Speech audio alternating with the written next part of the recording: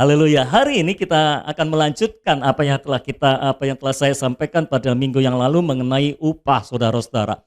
Penyebab mengapa saya mau sampaikan tentang upah, tentang berkat adalah karena beberapa waktu yang lalu ketika saya berdoa, saya sedang bersekutu dengan Tuhan dan bercakap-cakap dengan Tuhan mengenai area ini, saudara-saudara, dan saya penasaran dan saya bertanya kepada Tuhan, Tuhan, mengapa tidak semua jemaat Tuhan mengalami terobosan di dalam kelimpahan? Mengapa tidak semua jemaat Tuhan, ada satu dua yang mengalami, dan itu pun seringkali kelimpahannya masih encrit-encritan. Orang Jakarta bilang, saudara-saudara, apa yang menyebabkannya? Lalu Tuhan menjawab saya dengan jawaban yang seperti ini. Kalau engkau tidak mengkhotbahkannya, bagaimana mereka bisa mengalaminya? Dan itu menjadi bahan perenungan saya, saudara-saudara. Dan ketika saya menerima jawaban Tuhan itu, saya percaya di dalam jawaban itu, di balik jawaban yang Tuhan berikan itu, ada janji juga. Ada janji Tuhan. Kalau Tuhan berkata, kalau engkau tidak mengkhotbahkannya, bagaimana mereka bisa mengalaminya? Artinya, saudara-saudara, kalau saya mengkhotbahkannya, mereka akan mengalaminya. Kan gitu kira-kira. Betul? Cara berpikirnya kira-kira begitu, saudara, betul? Jadi saya percaya ketika saya mengkhotbahkan ini, saudara akan mengalaminya. Yakinkan dalam dirimu, ketika saya mengkhotbahkannya, engkau terima dengan hati yang terbuka. Jangan ada benteng-benteng dalam pikiran yang menolak apa yang saya sampaikan. Maka saya percaya apa yang akan saya sampaikan beberapa minggu ke depan ini akan menjadi benih yang luar biasa dalam hidup saudara, dan akan menumbuhkan dan akan bertumbuh dan menghasilkan buahnya dalam kehidupan saudara. Amin, saudara-saudara. Nah, saya mulai dari saya mau membawa saudara kepada negeri kekurangan menjadi negeri kecukupan, dari negeri kecukupan kepada negeri kelimpahan. Saudara-saudara, ketika umat Allah perjanjian lama dibawa Tuhan keluar dari negeri Mesir, tujuannya bukan padang gurun. Saya ulangi sekali lagi, tujuannya bukan padang gurun. Tujuannya adalah tanah Kanaan. Amin. Negeri Mesir bicara tentang negeri kekurangan. Padang gurun bicara tentang negeri pas-pasan. Karena di padang gurun mereka tidak kurang, tapi juga tidak berlimpah. Pas-pasan. Yang penting kalau butuh apa diadakan, itu negeri pas-pasan. Butuh roti, dikirim roti dari sorga. Butuh air, bikin mujizat, ada air. Air pahit, Musa bikin mujizat, jadi manis, kan kira-kira begitu, saudara. Itulah negeri pas-pasan. Tapi Tuhan juga tidak puas hanya membawa saudara kepada negeri pas-pasan. Tuhan mau membawa saudara kepada negeri kelimpahan. Makanya ketika Tuhan berkata, ketika Tuhan mau bawa orang Israel keluar dari negeri Mesir, Tuhan berjanji, aku akan membawa engkau ke negeri perjanjian, ke negeri Kanaan. Perhatikan frase tambahannya. Ke negeri Kanaan yang berlimpah-limpah dengan susu dan madu. Haleluya. Susu, madu bicara tentang yang manis-manis. Amin. Di dalam kelimpahan sorgawi, semua kehidupan saudara hanya akan menikmati yang manis-manis. Jadi semuanya semanis susu, semanis madu. Tidak ada yang sepahit empedu. Betul, saudara? Tuhan akan membawa saudara kepada negeri kelimpahan, di mana saudara hanya menikmati yang manis-manis dari Tuhan. Susu bukan hanya bicara tentang yang manis-manis, tapi juga bicara tentang kelimpahan. Bukan lautan, hanya kolam susu. Kail dan jala cukup menghidupimu. Maksudnya apa? Kail dan jala aja orang bisa hidup. Nggak butuh apa-apa. Apalagi? Tiada badai? Apa? Tiada ombak. Tiada badai, tiada topan.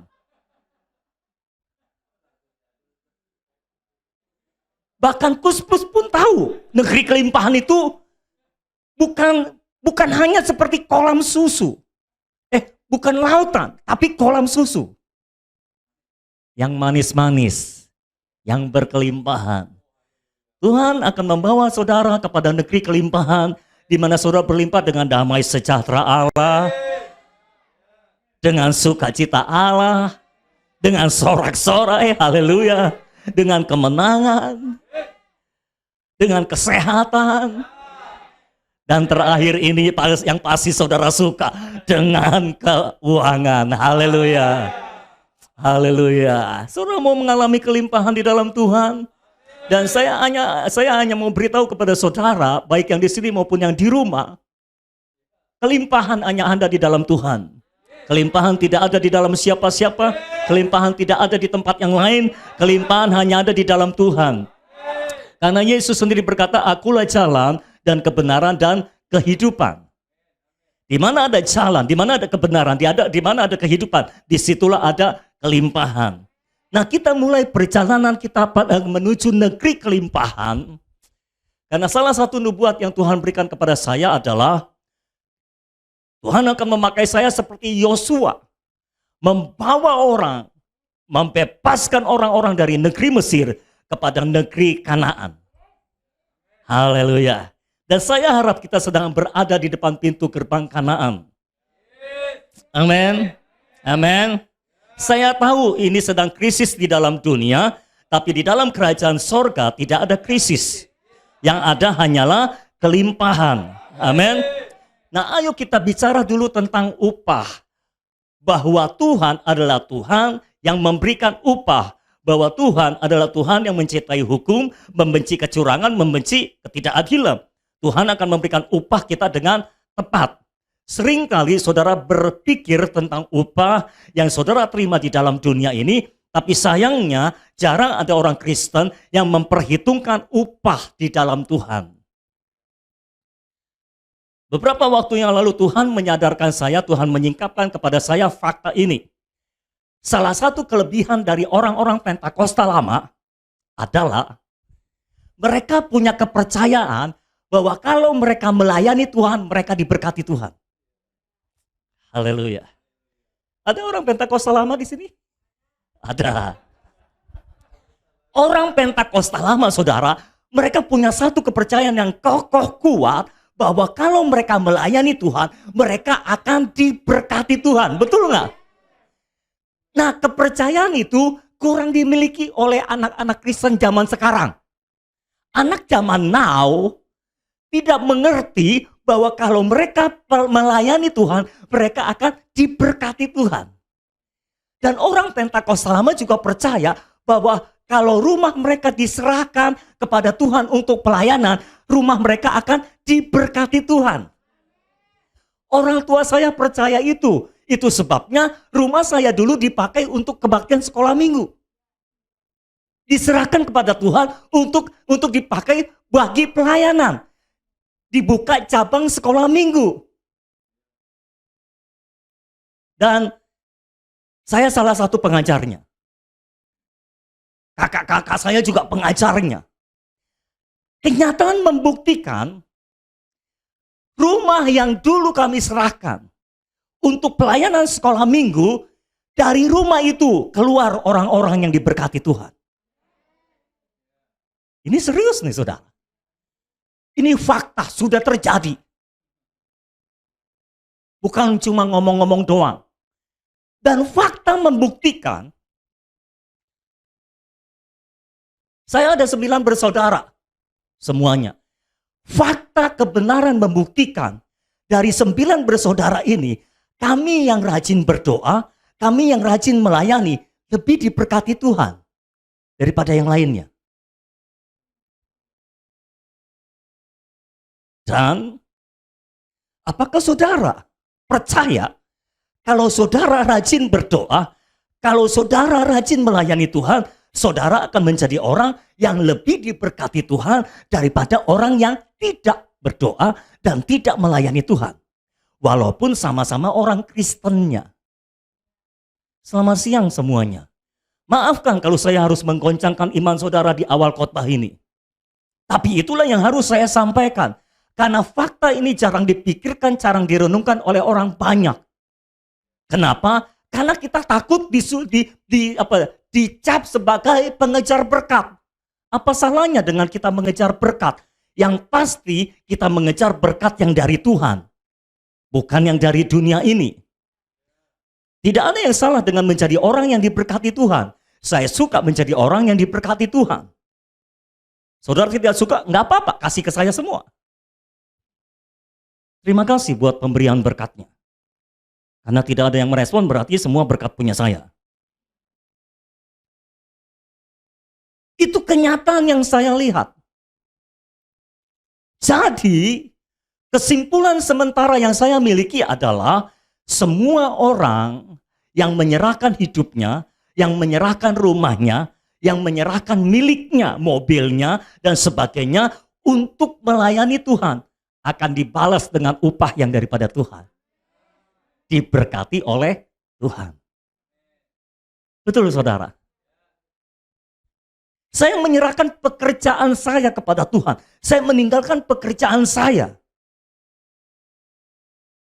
Saya meninggalkan peluang dan potensi saya untuk menjadi seorang manajer. Salah satu cita-cita saya sejak masih kecil. Saya meninggalkan gaji saya, posisi saya, pekerjaan saya yang sudah cukup nyaman untuk melayani Tuhan. Apakah Tuhan memberikan upah? Jelas memberikan upah. Dan itu sebabnya saudara yang lebih banyak bekerja keras daripada saya di dunia ini, sementara saya bekerja keras di kebun anggurnya Tuhan, kok saya lebih diberkati Tuhan daripada saudara? Selamat siang.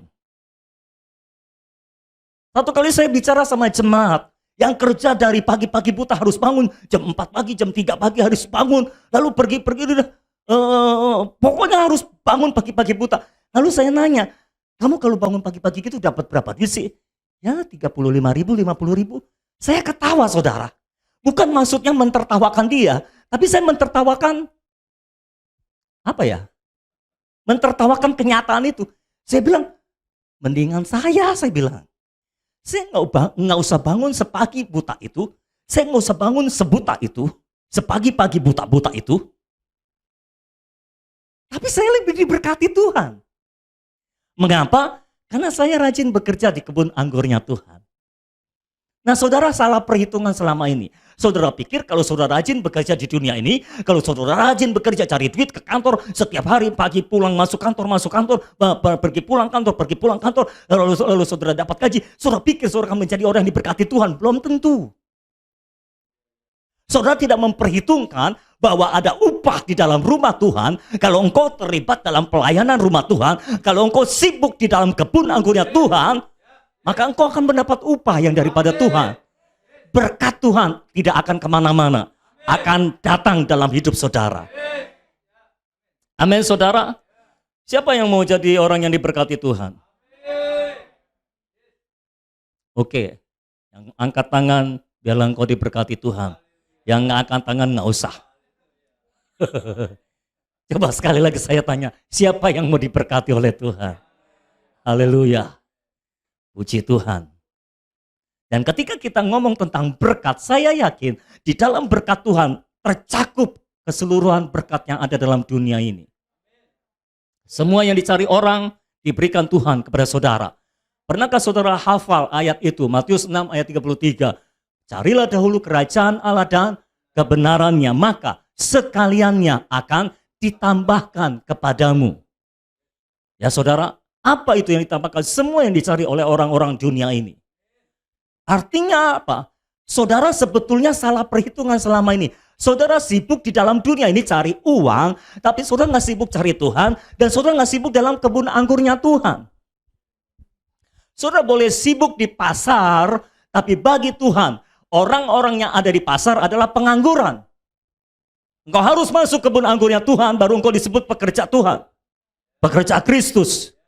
Selama engkau masih terus mondar-mandir di pasar, kelihatannya sibuk. Semua di pasar, orang kelihatannya sibuk. Tapi bagi Tuhan mereka adalah pengangguran. Makanya dipanggil-panggilin orang yang dari pasar itu masuk ke dalam kebun anggurnya Tuhan. Dan ingat baik-baik, Tuhan adalah Tuhan yang selalu memanggil orang-orang masuk di dalam kebun anggurnya Tuhan untuk bekerja.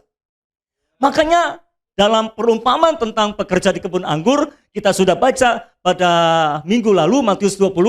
Masih hafal semuanya? Masih ingat semuanya? Kita nggak perlu baca lagi ya.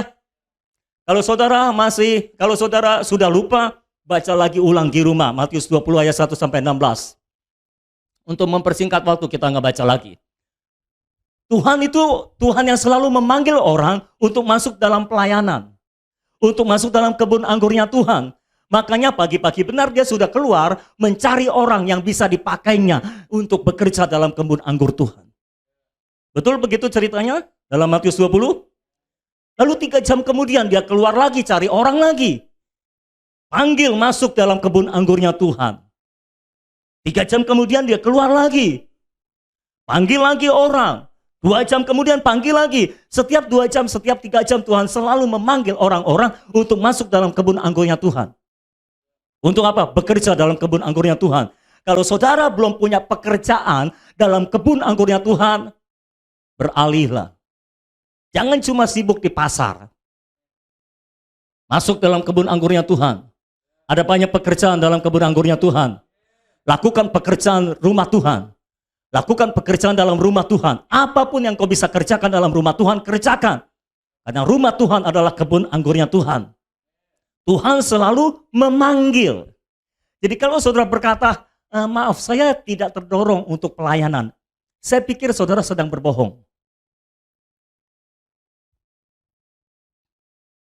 Kalau saudara berkata, maaf Tuhan tidak memanggil saya untuk memberitakan firman. Saya pikir saudara sedang berbohong. Karena Alkitab jelas mengatakan kamu adalah saksi. Seorang saksi pekerjaannya adalah memberitakan. Dan Alkitab juga dengan jelas berkata, beritakanlah firman, baik atau tidak baik, waktunya. Apakah menurut saudara sekarang ini waktu yang tidak baik untuk memberitakan firman? Beritakan firman. Apakah menurut saudara ini adalah waktu yang sangat baik untuk memberitakan firman? Beritakan firman. Karena firman harus tetap diberitakan baik atau tidak baik, waktunya. Jadilah pemberita firman. Pak, saya nggak bisa khotbah. Siapa yang suruh saudara khotbah? Pak, khotbah saya jelek. Ya nggak apa-apa. Kalau saudara tahu saudara khotbahnya jelek, pakai khotbah yang bagus, sebarkan. Itu di YouTube ada banyak khotbah. Sebarkan. Dengan demikian saudara menjadi pemberita firman juga. Amin. Halo. Tuhan selalu memanggil orang untuk masuk dalam kebun anggurnya Tuhan, untuk bekerja dalam kebun anggurnya Tuhan. Dengar dia panggil nama saya. Saudara tahu lagu itu? Orang jadul tahu lagu itu. Dengar dia panggil namamu, dengar dia panggil nama saya, juga dia panggil namamu. Terus? Gue jawab ya dong. Saudara kok nggak jawab? Yang penting jawab ya, fales nggak apa-apa. Iyanya. Tuhan selalu memanggil. Tuhan adalah Tuhan yang memanggil dan mencari orang yang bisa dipakainya. Pertanyaan saya sekarang, apakah saudara adalah orang yang available untuk dipakai oleh Tuhan? Apakah saudara adalah orang yang siap dipakai oleh Tuhan? Apakah saudara selalu terbuka di hadapan Tuhan dan berkata, Tuhan, ini aku, pakai aku, utus aku, pakai aku untuk memberitakan firman Tuhan, untuk memenangkan jiwa-jiwa, pakai aku untuk memberitakan kerajaan surga, untuk memperluas kerajaan surga, di mana aku berada, kemana aku pergi, dimanapun kau tempatkan aku, pakai aku. Kalau saudara punya kerinduan untuk dipakai oleh Tuhan, saya yakin Tuhan akan ambil hidup saudara dan Tuhan akan pakai hidup saudara. Tuhan akan urapi hidup saudara. Amin, saudara. Sejak saya bertobat menerima Yesus Kristus sebagai Tuhan dan Juru Selamat pribadi saya, dibaptis oleh Roh Kudus, saya selalu punya kerinduan untuk dipakai oleh Tuhan. Saya selalu berdoa, Tuhan pakai aku. Makanya dipakai. Nah kalau saudara berkata, maaf Pak, saya nggak punya kerinduan untuk dipakai oleh Tuhan. Something wrong with you. Pasti ada sesuatu yang salah dalam kekristenanmu. Pasti ada sesuatu yang salah dalam kelahiran baru saudara. Jangan-jangan saudara lahirnya sungsang. Adalah normal orang yang sudah dilahirkan baru punya kerinduan untuk dipakai oleh Tuhan. Adalah sesuatu yang normal, sangat-sangat normal kalau orang yang sudah dibaptis Roh Kudus punya kerinduan untuk dipakai oleh Tuhan. Justru tidak normal kalau saudara tidak mau dipakai oleh Tuhan. Tuhan berkata, aku mau pakai engkau. Tunggu dulu Tuhan, maaf, aku belum siap. Selalu belum siap, mau tanya. Kalau nungguin saudara siap, kapan siapnya? Kalau sudah tua, baru siap. Terlambat katanya saudara. Kalau saudara mau dipakai oleh Tuhan, waktu saudara masih muda punya kerinduan untuk dipakai oleh Tuhan. Jangan buang waktumu, karena waktu tidak akan kembali. Waktu yang sudah dibuang nggak bisa dipungut lagi. Itu bukan uang logam yang saudara buang lalu bisa saudara pungut lagi. Kalau waktu saudara buang nggak bisa dipungut lagi. Nggak bisa kembali lagi. Jangan sia-siakan waktumu, jangan sia-siakan hidupmu. Waktu yang saudara buang juga tidak akan bisa kembali lagi. Hidup saudara yang saudara sia-siakan juga tidak bisa kembali lagi. Jangan sia-siakan hidupmu, jangan sia-siakan waktumu. Sejak hari ini, anak-anak muda, sejak hari ini berdoa, Tuhan, aku mau dipakai oleh Tuhan. Pakai aku Tuhan. Tolong pakai aku Tuhan. Urapi aku Tuhan. Pakai aku untuk memenangkan banyak-banyak jiwa bagi kerajaan sorga. Pakai aku untuk menjamah kehidupan banyak orang. Pakai aku untuk menyembuhkan orang-orang sakit. Pakai aku. Karena di dunia ini ada banyak orang yang membutuhkan Tuhan, tapi terlalu sedikit yang memberitakan tentang Tuhan. Saya berdoa hari ini saudara adalah orangnya yang akan dibangkitkan oleh Tuhan, yang akan bisa berseru di hadapan Tuhan dan berkata, Tuhan pakai aku. Ketika saudara punya kerinduan untuk dipakai oleh Tuhan, saya percaya Tuhan siap memakai saudara. Kalau engkau bisa dipercaya, Tuhan akan memakai saudara. Matius pasal 20 ayat 1 sampai 16 bicara tentang para pekerja di kebun anggur. Menarik saudara bahwa di dalam Matius ini bukan hanya satu ini perumpamaan tentang kebun anggur atau pekerja di kebun anggur. Minimal ada 3 perumpamaan dengan ini. Jadi ada 2 lagi. Karena kalau saudara baca dalam Matius pasal 21 ayat 38, coba saudara lihat, itu juga perumpamaan tentang kebun anggur. Tapi ini perumpamaannya tentang anak. Matius 20 tentang para pekerja di kebun anggur. Matius pasal 21 ayat 28. Sorry, tadi saya bilang ayat 38 ya. Ayat 28, kurangin 10 aja. Matius pasal 21 ayat 28 bicara tentang anak yang disuruh bekerja oleh bapaknya di dalam kebun anggur. Matius 20 ayat 1 sampai 16 bicara tentang para pekerja yang disuruh oleh Tuhan yang punya kebun anggur untuk bekerja di dalam kebun anggur. Paham? Matius 21 ayat 28 sampai 31 bicara tentang anak yang disuruh oleh bapaknya untuk bekerja di kebun anggur. Jadi baik saudara pekerja maupun anak, saudara tetap harus bekerja di kebun anggur. Nah, Matius pasal 21 ayat 33 sampai 41 itu bicara tentang orang-orang yang dipercayakan oleh pemilik kebun anggur untuk menggarap kebun anggur itu. Disewakan kebun anggurnya. Jadi ada 3 perbedaan saudara. Ada 3 perumpamaan dengan level yang berbeda. Dan saya melihat ini sebagai level dari status seorang pelayan Tuhan dan upahnya. Ada 3 level upah yang bisa kita dapatkan di dalam kita melayani Tuhan sesuai dengan level dari status kita dalam pekerjaan Tuhan. Kira-kira itu yang saya mau sampaikan. Saudara siap? Matius pasal 20 ayat 1 sampai 16 kita sudah baca minggu yang lalu. Jadi minggu ini kita tidak perlu baca lagi. Oke, semua setuju? Semua setuju? Yang di rumah setuju? Oke, sekarang kita baca Matius pasal 21 ayat 28 sampai 31. Semua sudah di situ? Tetapi apakah pendapatmu tentang ini? Seorang mempunyai 2 anak laki-laki. Ia pergi kepada anak yang sulung dan berkata, "Anakku, pergi dan bekerjalah hari ini dalam kebun anggur." Jadi seorang bapak bicara kepada anak sulungnya, "Anakku, pergi dan bekerjalah hari ini dalam kebun anggur." Jadi siapapun saudara, Tuhan tetap akan berbicara kepada saudara, "Pergi dan bekerjalah di dalam kebun anggurku." Betul? Jawab anak itu, "Baik Bapak," tetapi ia tidak pergi. Lalu orang itu pergi kepada anak yang kedua dan berkata, perhatikan, yang pertama menjawab iya, tapi tidak pergi. Apakah bapaknya tahu kalau dia tidak pergi? Permisi tanya, apakah bapaknya tahu kalau dia tidak pergi? Tahu. Berarti ini cuma ku jawab ya, tapi tidak pergi. Ini tipe anak yang ini aku utuslah dia. Dia iya, tapi nggak pergi saudara.